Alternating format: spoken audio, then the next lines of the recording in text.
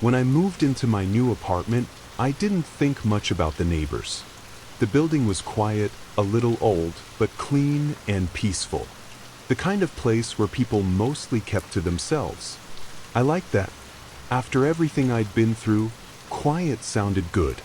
But then I noticed something strange. The apartment next to mine, 2B, it was too quiet. Not just normal quiet. I mean, completely silent. No footsteps. No voices. No TV sounds. No music. Nothing. The curtains in the window were always shut tight. Thick, dark gray. They never moved. Not even when the wind blew through the hallway windows outside. No light came from behind them, day or night. At first, I thought the unit was just empty. Maybe no one lived there yet. But then I started to notice small things. One morning, I left for work and saw a fresh newspaper sitting neatly at their door. The kind that gets delivered early in the morning. The next day, a new one was there, and the old one was gone. I never heard the door open, never saw it move, but someone was inside. On the third day, I decided to introduce myself. I thought it was the friendly thing to do. I brought a box of cookies I had baked the night before, still warm, and walked over, trying to seem casual. I knocked once. No answer. I knocked again, a little louder. Still nothing. Just as I was about to leave, the door creaked. Not fully open.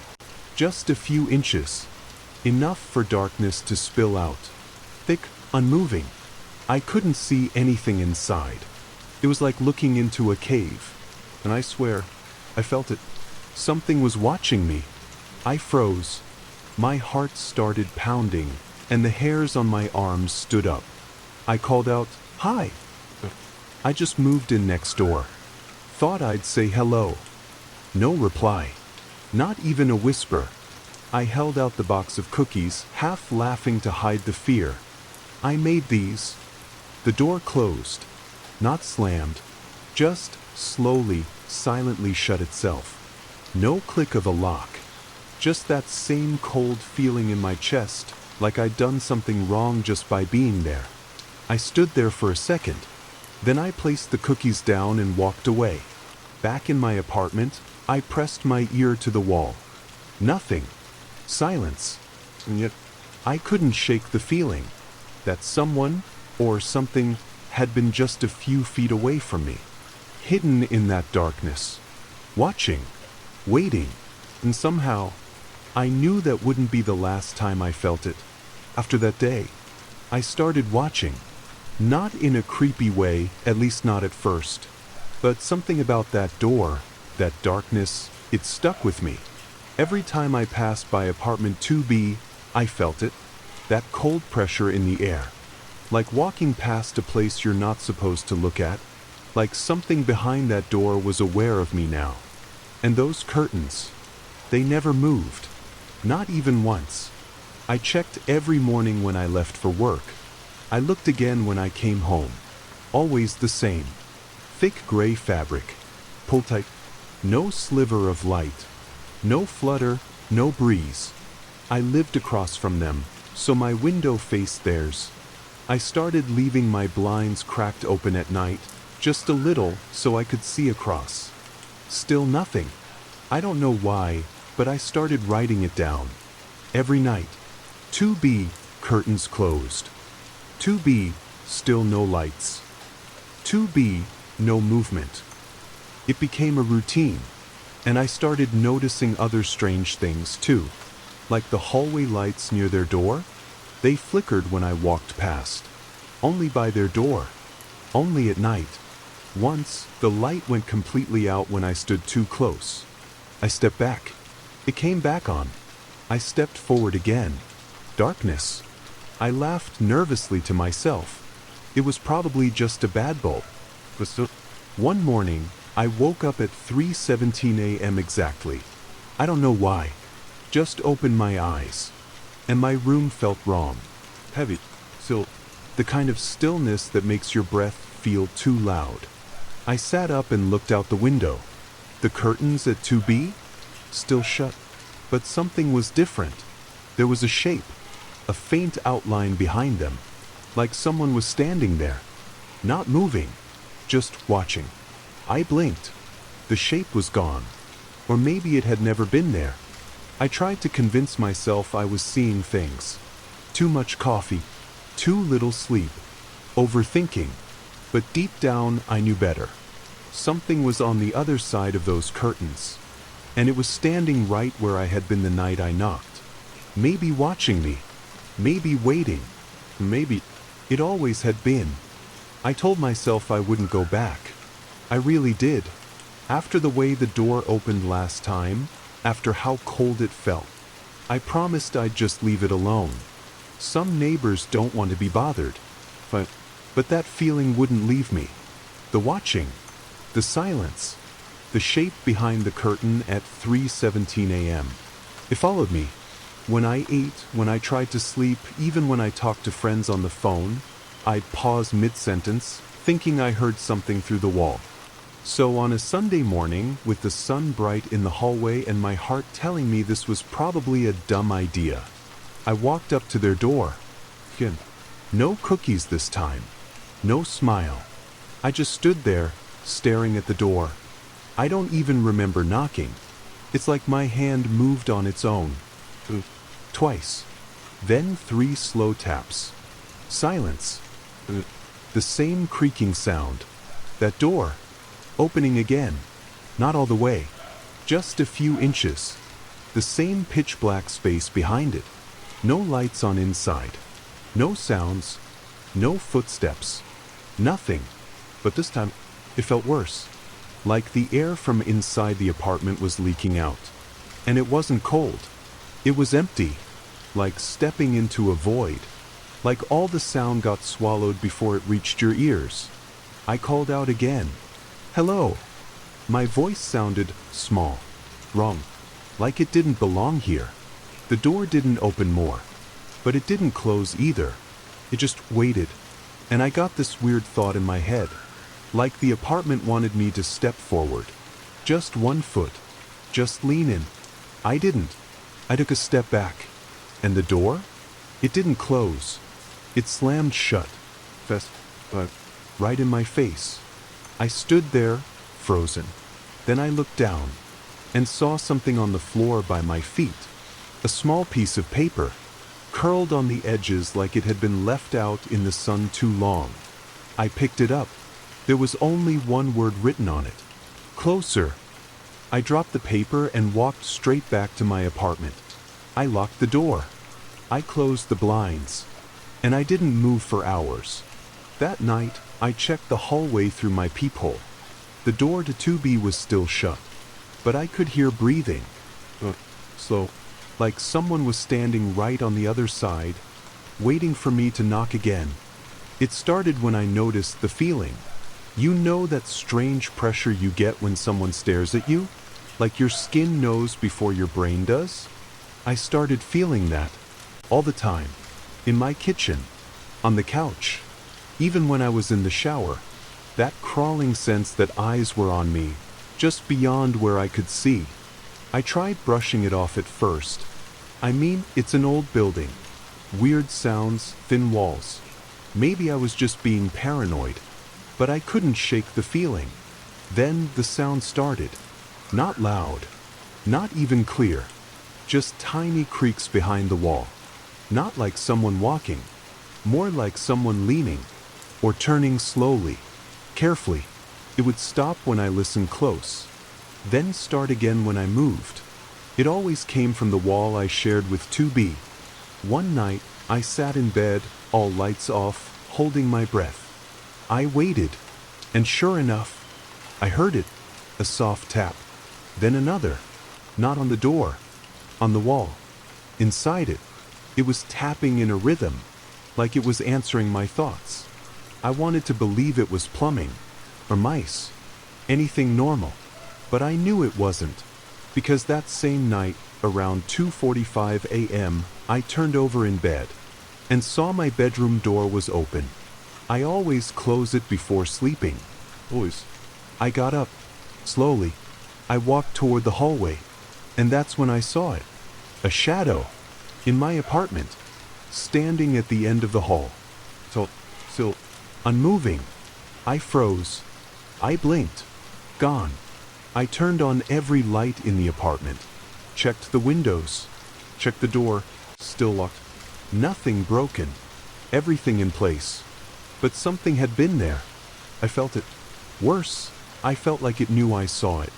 The next morning, I looked through the peephole at 2B. Same door. Same silence. But the hallway was colder now. And when I looked down, I saw another note tucked under my doormat. This one said, "You left the door open." I'm starting to wonder if 2B ever needed me to knock. Maybe it was already inside. I've never liked hearing myself on recordings. My voice always sounds weird, different. But what I heard that night, that wasn't just different. It was wrong. I was brushing my teeth just after midnight, trying to ignore the strange pressure I'd been feeling all day. The air in the apartment felt heavy again, like breathing through wet cloth. Then I heard it, from behind the bathroom wall. A whisper. At first, I thought it was the pipes again, but the words were clear and familiar. I turned off the water, leaned closer, and I heard it again. "Don't open it." That's what it said. But what froze my blood was the voice. It was mine. It sounded exactly like me. Same tone, same rhythm, same way I say certain words. But I didn't say that. I was alone. I whispered back, "Hello." Silence. Then was another whisper. "It sees you when you listen." Still my voice. Still behind the wall. I backed out of the bathroom, heart racing. Turned every light on again. Sat in the living room. My ears were ringing. And the wall, it was quiet again. Too quiet. I checked my phone. No audio playing. No calls. Nothing. I opened my voice recorder app and placed the phone on the bathroom counter.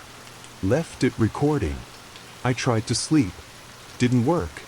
Every creak, every gust of wind outside made my skin crawl. In the morning, I played back the recording. It was mostly silent, for about 20 minutes. Then came a sound. Soft at first, then clearer. My voice, saying things I had never said in my life. "It likes you. You listen better than the others. You'll be quieter soon. You're almost ready." I dropped the phone, ran to the bathroom wall, pressed my ear against it. Nothing. And then a single knock. From the other side. I didn't knock, but it sounded like me, like I was trapped in there. And suddenly I had this horrible thought. What if whatever's in 2B is learning me, copying me, trying to become me? Or worse, what if it already has? It happened on a rainy Thursday. I got home late from work. The hallway was dark, 2 lights were out, and the flickering made the whole place feel like it was breathing. As I reached my door, I saw something stuck under the handle. A piece of paper, torn at the edges. I thought it was a flyer at first, but it wasn't.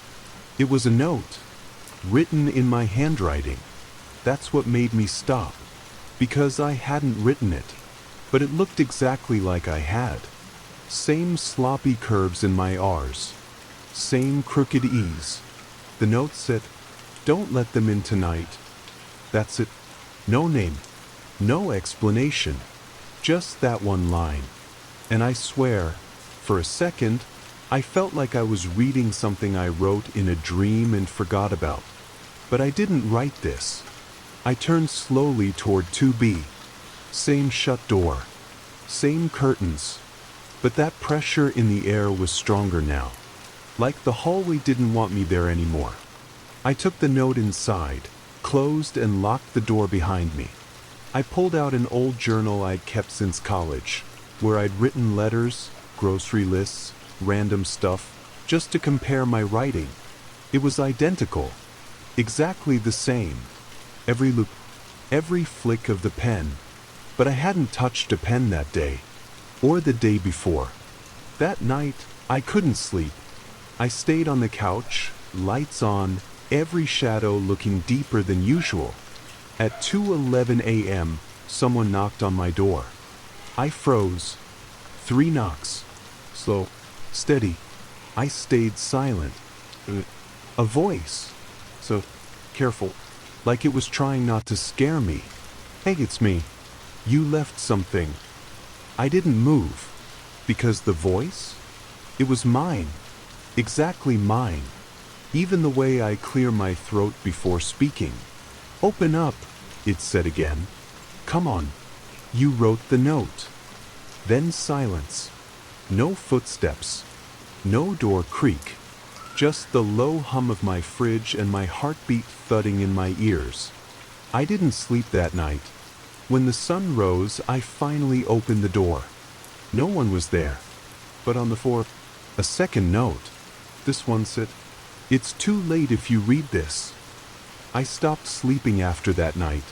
Even with the lights on, even with music playing, I couldn't relax. Because every time I closed my eyes, I imagined that voice, my voice, whispering from the hallway again. Or worse, waiting just behind my front door. So I stayed up, and that's when I saw it. I was standing by the window in my bedroom, around 2:30 a.m. The streets were empty. Rain was falling softly. The whole world looked frozen. I looked across to the building across from mine, just out of habit. Then I looked down. My window directly faces the front sidewalk and the courtyard where the mailboxes are. That's when I noticed the shadow.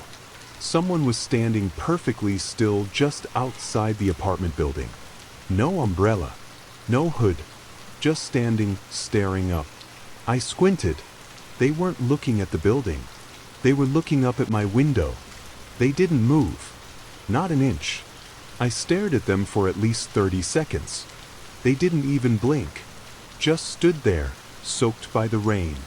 The street light flickered overhead. And for one brief second, the light flashed just right. And I saw the shape more clearly. It looked like me. Same height. Same build. Same clothes I had been wearing earlier that evening. But the face was too pale. Too still. Like a mask carved to look like mine. I blinked, pulled back from the window, heart pounding. When I looked again, the shadow was gone. No footsteps. No sound. Just wet pavement below. I closed the blinds, double-checked the locks, and told myself it was a trick of the light. But deep down, I knew the truth. It had seen me, and worse, it wanted to be seen. I hadn't checked the mail in a few days. With everything going on, the notes, the shadows, the voice that sounded like me, I forgot about the normal stuff. But that morning, I forced myself to act normal. Shower, walk to the lobby, check the mailbox. I needed a routine, something real. The lobby was quiet. The air smelled like damp paper and dust. Rows of silver mailboxes lined the wall. Mine was near the bottom. When I opened it, I found the usual junk. One electric bill, a coupon I'd never use, and a white envelope with no stamp. No sender. My name was written in block letters on the front. Inside was nothing, just a blank sheet of paper. No writing, no marks.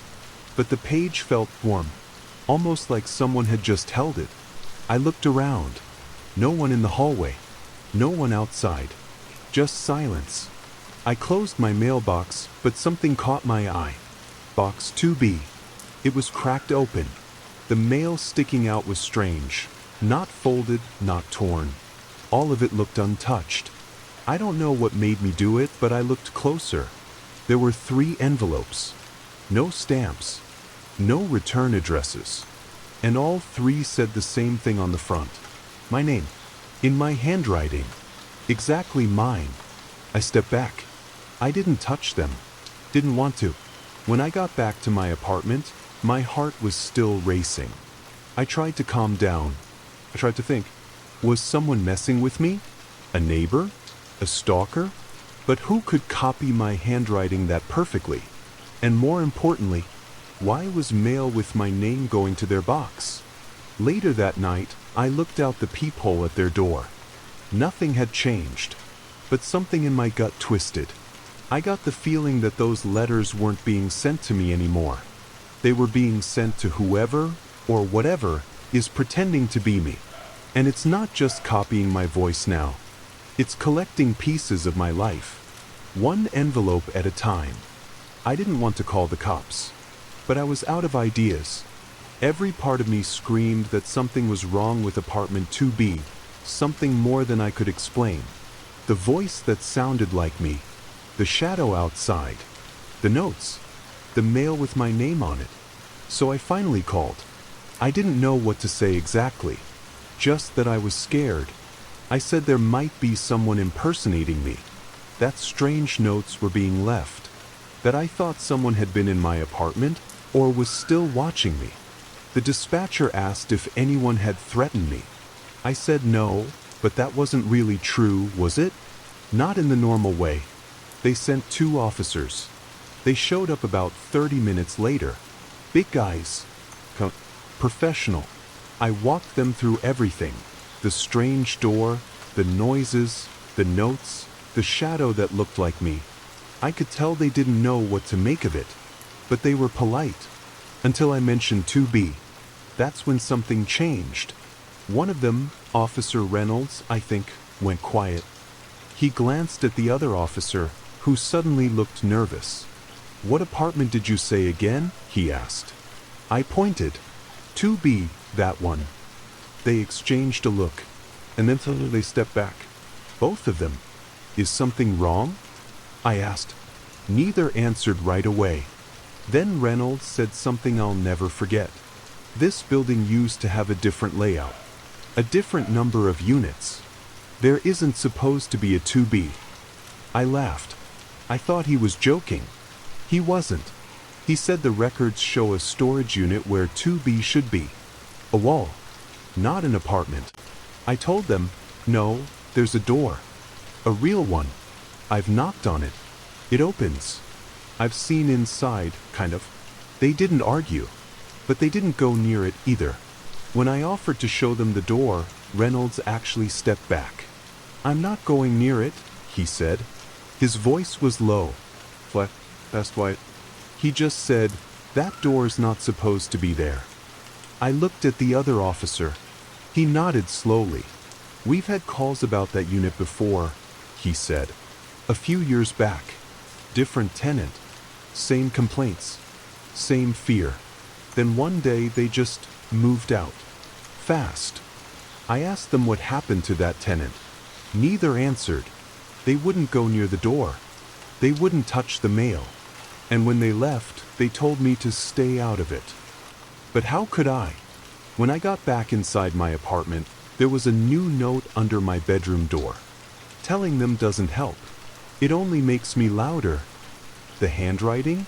Still mine. I packed a bag that night. I told myself I'd stay with a friend. Maybe at a hotel. I just needed to breathe somewhere that didn't feel like the walls were listening. I didn't care about the notes anymore. Or the voice. Or the neighbor I never saw. I just wanted out. I threw some clothes into a duffel, grabbed my phone, my charger, and stepped into the hallway. It was quiet. Too quiet. Usually, I hear the hum of other apartments, TVs, dishes clinking, distant conversations. But now, nothing. No sounds. No lights from under doors. The hallway felt longer than usual.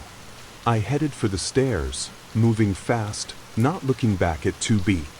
That's when I noticed the door at the end of the hall was gone. The stairs, they weren't there anymore. Instead, there was just more hallway. Identical lights. Identical doors. I stopped walking, turned around, and behind me, more hallway. Long, silent, endless. I was in the middle of a loop. Somehow, the building wasn't behaving like it used to. My chest tightened. I walked faster now, counting the doors. 1, 2, 3, 4, each one labeled, but not with apartment numbers. Not anymore. Now they were labeled with dates. My dates. Important ones. August 3rd. My birthday. November 17th. The day my dad died. April 2nd. The day I moved in. Each door I passed had a date burned into it. Deep, dark, almost smoking. I didn't stop. I didn't look inside. I just ran. But no matter how far I went, I kept passing that same door. 2B. It was everywhere now. Over and over again. Every 10 feet, another door marked 2B. I was surrounded by it, like the apartment had spread, or multiplied. And I got this terrible, sinking thought. What if there was never a real hallway? What if I've been inside it the whole time? I collapsed to the floor, gasping. My phone buzzed in my pocket. One new message. No number. Just a sentence. Running is good. It makes you easier to wear. I made it back to my apartment. I think I did. After walking those endless halls, passing those doors, something finally changed. One door opened by itself. I didn't even touch it. Inside was my place. Same couch, same dishes in the sink, same clock blinking the wrong time. I didn't care if it was a trick. I stepped in and shut the door behind me. Locked it. Deadbolt. Shit. Everything. I just wanted to believe I was home. I sat down on the couch, shaking. My hands wouldn't stop. Then my phone rang. It almost gave me a heart attack. The caller ID said, "Mom." Finally, something normal. I answered, but before I could say anything, I heard my own voice. "Hey, I'm fine. Just tired. You called at the wrong time." It was me. My voice. My tone. Even the lazy way I say, "Hey." But I hadn't spoken yet. The line was quiet for a second, then I heard her say, "Oh, sorry. You sounded strange. Are you sick?" My voice replied, "No, just a long day." Then the call ended. I sat there, frozen. The phone still in my hand. I hadn't said a word. It had answered for me. And it fooled her. Used my voice. My mother didn't know the difference. I tried calling her back. No answer. Called again. Straight to voicemail. I opened my messages and saw one already sent from my number. Talk later. Going to sleep early. The typing style was mine. The punctuation. Even the period at the end. I always do that. I didn't write it. But now, someone else thought I had. It hit me like a wave. Whatever is in 2B, or inside this place, it isn't just watching me. It's becoming me, piece by piece. And worse, people are starting to believe it's me, even when it's not. I looked around my apartment, suddenly unsure. Was I really back in my unit? Or just another version it wanted me to see? Because I swear, for a second, the couch was on the wrong side of the room. I hadn't talked to Jake in weeks. He was one of the few people I trusted. We went to college together. He knows me better than most. So when he texted out of nowhere, "You good? You seemed off earlier," I froze. Earlier? I hadn't seen him in months. I replied, "What do you mean?" He texted back immediately. "Dude, I was at your place this morning. You opened the door. We talked for like 10 minutes. My hands went cold. I wasn't even home this morning. I had gone out, walking, trying to escape the apartment, to breathe. I called him. "Jake," I said, "I didn't see you today." He laughed. "Stop messing with me. You opened the door. You looked tired. Didn't say much. Just stared at me like I'd done something wrong." My stomach turned. "Jake," I said slowly, "did I let you in?" He hesitated. "Yeah." "You held the door open. You didn't really say hi, though. Just walked back to your room. I figured you were sick or something." "Did I look okay?" I asked. Another pause. "No," he said finally. You look pale. Your eyes were weird, like you hadn't slept. And your mouth? What about it? You kept smiling, but like you were forcing it. It didn't move right. I couldn't breathe. I hadn't been home. Whatever opened the door wasn't me. I asked him, did I say anything at all? He said, yeah, just before I left. You said, you should come back tonight. It's better at night. I didn't say that. I never would. Jake didn't answer my next few calls. And when I finally reached him that evening, he said he wasn't coming back. Said the whole visit felt off. Said my apartment felt wrong. And then he asked something that chilled me to the bone. Was someone else in there with you? I whispered, why? He said, because when I left, I heard someone in your bedroom whisper my name. It started when I plugged my phone in that night. The battery had been dying fast all day, even though I barely used it. When I opened the gallery, just to distract myself, I noticed a new album. Not one I made. It was called Late. All caps. Just that one word. There were 6 photos inside. I didn't remember taking any of them. The first was a picture of my living room. The lights were off. The TV screen was black. But the photo had been taken from behind the couch, like someone standing there watching the room. I looked at the time stamp, 3:12 a.m. I was asleep then. I know I was. The second photo was worse. It was of me, sleeping, face turned toward the wall, blanket over my shoulder, taken from the foot of my bed. I dropped the phone. It landed face up. The third picture opened. This time, it was the hallway. And at the far end, a shape, not clear, but tall, thin, shoulders slightly crooked, like they didn't belong in that body. The face was just shadow. Fourth photo, the same hallway, but now the shape was closer, just standing outside my door. Still no face, just blackness where a face should be. Fifth photo, my front door. The camera was outside, looking in. The door was cracked open, like someone was waiting to be let in or had just come out. And the sixth photo? It was blank, just black. But I turned up the brightness, and something was there.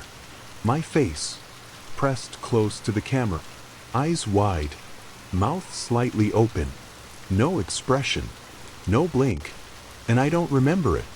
I didn't take it, but it was exactly my face, down to the small scar near my eyebrow. Exactly me. I deleted the album. I threw the phone in a drawer. But an hour later, I got a notification. New photos added to Late. The album was back, with one new image, standing in the hallway. But my eyes were staring straight at the camera. I stopped sleeping. I stopped eating. I barely left the apartment, not because I didn't want to, but because I was afraid that if I left, the other me might come out. I kept the lights on. I kept the windows locked. But it didn't matter, because it wasn't hiding anymore. It wasn't whispering from behind doors or writing creepy little notes. Now it wanted to be seen. It started with the bathroom mirror. I brushed my teeth one morning, eyes half closed from exhaustion. I looked up, and there I was. But I didn't move. My reflection stayed frozen. Then, 1 second late, it smiled. Too wide, like it didn't know how. I staggered back, knocked the toothbrush to the floor. The reflection faded, but the smile burned into my mind. Later that day, I heard my door unlock. I didn't do it. The bolt clicked open, slow and careful. When I checked, no one was there. But my shoes had been moved. Small things were shifting too. My coat was on the wrong hook. My coffee mug had tea in it. I hate tea. Then Jake texted me. One sentence. Why did you just walk past my building without saying anything? I hadn't left all day. I asked him what he saw. Same clothes. Same walk. But you didn't look at me, just kept walking like a robot. That night, I put a chair against the door, not because I thought it would help, but because I needed something, anything, to feel like a barrier. At 2:11 a.m., I woke up because someone knocked. 3 slow knocks. I didn't answer. Then came a voice. My voice. Let me in. I held my breath. The voice repeated, a little softer. Let me in. You're tired. I can help. The knob twisted gently. The chair rattled. And then silence. I walked to the door an hour later, after the sun came up. There was no one outside. But taped to the peephole was a Polaroid. Me, asleep in bed. And scrawled under it, in thick black ink. You're already inside. I just want out. It's quiet now. Too quiet. No whispers. No knocks. No notes. Just the ticking of the wall clock in my kitchen. The tension doesn't feel like fear anymore. It feels like a countdown. And tonight, Tins, I know that because the door across the hall, apartment 2B, is open. Just a crack. Enough to see nothing behind it. No lights. No shadows. Just a black space like the world drops off on the other side. I didn't open it, but I know it's for me. It always has been. I stare at it through the peephole. The hallway is still. Cold. Heavy, like time doesn't work out there anymore. I take a deep breath. Then I step into the hallway. The air tastes like metal. Every footstep feels like I'm walking through water. I stop in front of 2B. And now I can hear it. Breathing. My breathing. Like someone standing just behind the door, matching my rhythm. I don't knock. I don't have to. The door creaks open a little more. And that's when I see it. Standing inside. But not exactly. The shape is mine. The face is mine. But it doesn't blink. It doesn't breathe right. The skin looks stretched. It smiles at me, but the eyes don't move. Only the mouth. Like someone wearing a mask that's too tight. You left the door open, it says in my voice. Almost bored. I don't speak. I can't. It steps closer. 1 foot in the hallway. Then 2. And I finally find the words. What do you want? It tilts its head, slowly, like it's just learned how. I don't want to pretend anymore, it says. You don't use this life. You waste it. You hide. Then it steps fully into the hallway, and I see what's behind it. Another hallway. Another apartment. Another version of my life, but wrong. Flickering lights. Shifting walls. And shadows that look like people but don't move right. Behind it, I see the door close. And it turns its back to me. Starts walking toward my apartment. Not rushing. Just calmly moving in. Like it belongs there now. I should run. I should stop it. But I don't. Because the last thing it says, without turning around, someone has to live in the empty space. Might as well be me. Then it shuts the door behind itself. Locks it. From the inside. And me? I turn toward 2B. The door is still open. Still waiting. So I step inside. And the door vanishes behind me. End of story.